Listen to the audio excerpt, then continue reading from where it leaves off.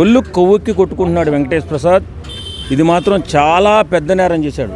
ఎందుకంటే కూటమి ప్రభుత్వం అసలు వచ్చిందే స్వచ్ఛమైన రాజకీయాలు చేయాలి, సాంప్రదాయమైన రాజకీయాలు చేయాలి, అసెంబ్లీలో ఎలాంటి బూతులు వినపడకూడదు, ఎలాంటి చెడ్డ మాటలు మాట్లాడకూడదని అధికారంలోకి వచ్చాం మనం.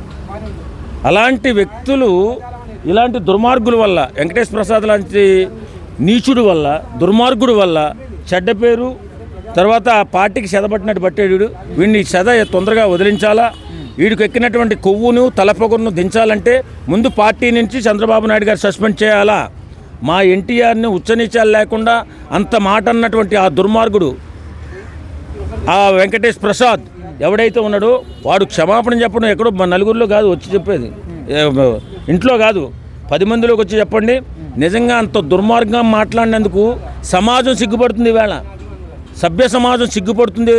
ఇలాంటి దుర్మార్గుడు తెలుగుదేశం పార్టీలో ఉన్నందుకు